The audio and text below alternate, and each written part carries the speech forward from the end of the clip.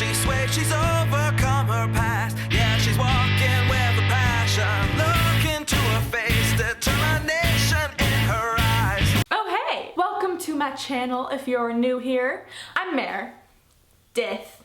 Meredith. I'm Meredith. Hello, how are you? It's nice to meet you. What is your name? I asked you guys on Twitter and Facebook the other day what you wanted to see on my channel, and I got a lot of requests for high school related stuff. This is going to be my school survival guide, and this is all from personal experience. And I think a lot of these tips can be helpful even if you're not in school and you're working full-time, or you're a part-time student and you're working part-time. Whatever your situation may be, I hope that you can find these tips useful. So, let's get into it, shall we? By the way, these tips are in no particular order. They're just the way I thought them out and wrote them. First tip I have for you is something that I did all throughout high school and I'm still doing it to this day, and that is to prioritize and make to-do lists.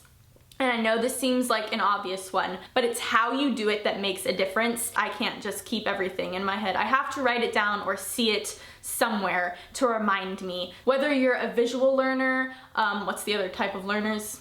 I was always like, I had to do it to get it through my brain. So whatever way you learn, whatever way works best for you, that's the way you should do it. When I was in high school, we had agendas that they would give out to us, like physical, actual, like you can hold this. And that was very helpful for me. I used it every week to write down homework assignments, things to get done, due dates.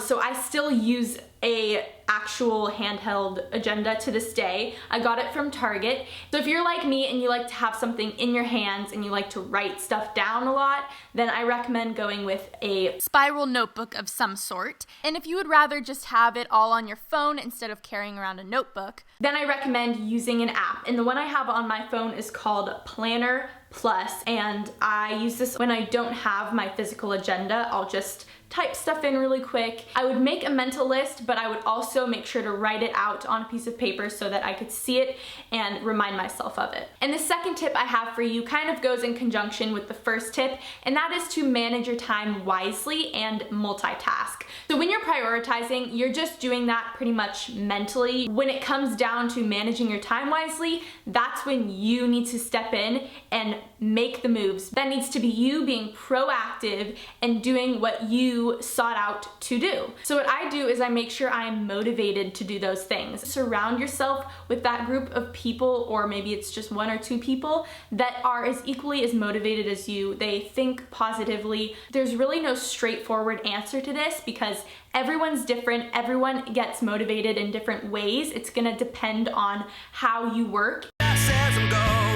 Another great way to make sure you're managing your time wisely and to multitask is to study between classes. So if you have an hour break or just a few minutes, always carry around either some flashcards with some vocab on them, or you can carry around some lecture notes or a book that you need to read. Go over a study guide or review some notes for a test while you're waiting to meet up with a friend. Anything that you could study or fit in between classes. Always make sure to have something with you in case you have some free time to get some studying in. I have kind of mastered the art of multitasking. I have become quite efficient when it comes to that area. So something I like to do is take the thing that needs to be done and then mix that with something that's fun, something that you enjoy doing, or something that's gonna help relieve stress or take your mind off things. One time I took a study guide that I made and I took that to the gym with me. I propped it up on the elliptical and I went over that while I was doing my little elliptical, what is it? Just ellipticaling. I was getting my exercise in and studying for my test at the same time. If you have some laundry that you want to get done, bring something that you can do while you're waiting for it to dry, or while you're folding clothes, you can pop your earphones in and listen to a recorded lecture. This way you're making every minute count by doing two productive things at once. And nothing keeps her down. If you count her right, you better count again. With fists high in the air, Victoria. Another thing thing I used to do is while my TV show was playing, during the commercial breaks, I would answer some math problems. I mean, it's not the best way to go about it because you're a little distracted with the TV, but I mean, if worse comes to worse, that is always an option. And I used to do it, and I mean, I'm sitting here, I turned out okay, didn't I? Those little things you do can add up, and you can find yourself having so much more extra time during the day to fit things in that you wouldn't normally fit in. And that brings me to my next tip, which is to take breaks. These are very important. So in the midst of all the tests and the finals and all the schoolwork or work, you need to give your brain a break. When you're constantly putting pressure on yourself, when you're constantly working, it's really important to give yourself a mental break and escape. So something I like to do is simply do nothing. I find that just laying around, maybe watching a TV show, for me, doing nothing is more relaxing than going out. When I go out, I get a little bit anxious. It's not something that helps me relax. So it kind of defeats the purpose, but it really depends on the person you are. So if going out is how you relax, and that's giving you a mental break, that is what you should do. But if you're like me and staying at home, just hanging out, you know, with a few friends is how you like to relax and take your mind off things and give yourself that mental break, then that is what you should do. It really just depends on the person. If you're studying for over like 3 hours straight, stop what you're doing, go eat a snack, go for a walk outside, hula hoop. You will actually find that once you have taken that little, it could be like a 15-minute break, it doesn't even have to be that long of a break.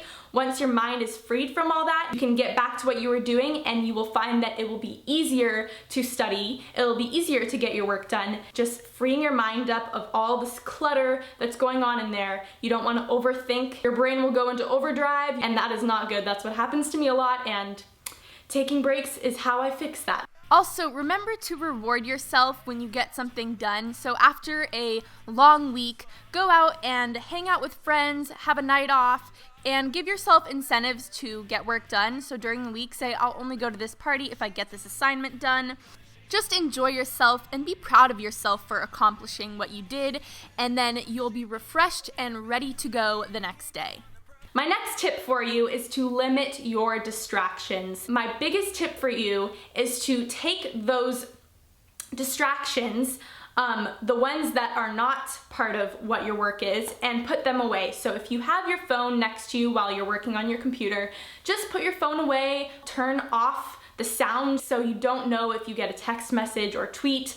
It'll tempt you too much to go on it. Kind of put yourself in a position where you're not tempted to go watch your favorite show or go on your phone. I know it's hard. I have been there. I'm still there. Maybe you're really good at focusing with all those things going around you, but other people need to have all those sounds shut out to really focus. Another thing, try to procrastinate less. I know everyone's guilty of this. I once crowned myself the queen of procrastination. My next tip is to remember to communicate. Communication is key, whether you are in school or working or just life in general. It'll help you and others have a deeper and greater understanding of where you're coming from and where you're at, so that you can work through any problems, or if things are running smoothly, communicate with them and tell them that everything is going great. You can still communicate your thoughts and be honest with people about what you're feeling while still being very respectful of them. When you address a problem, you never want to blame other people. If it's something you need to work out with yourself, or it's something you need to work out with someone else, you want to be very diplomatic and bring it back to yourself and say things like, you know, I feel as if I'm not being included in this project. I would like to be a little bit more helpful and active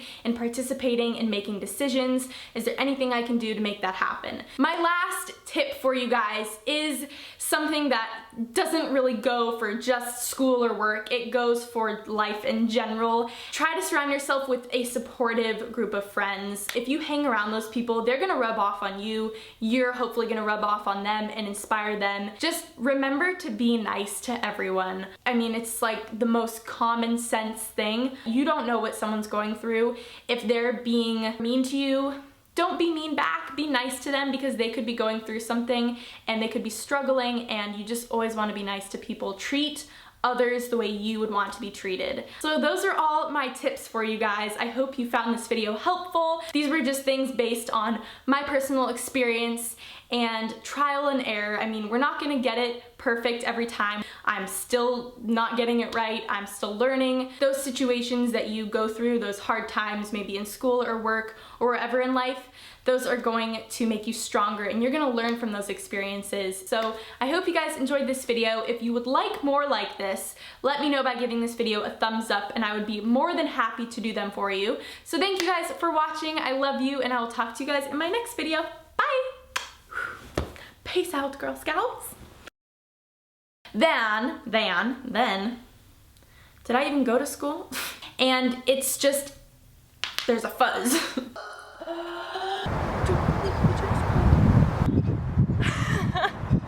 bad. This is the night I throw my cares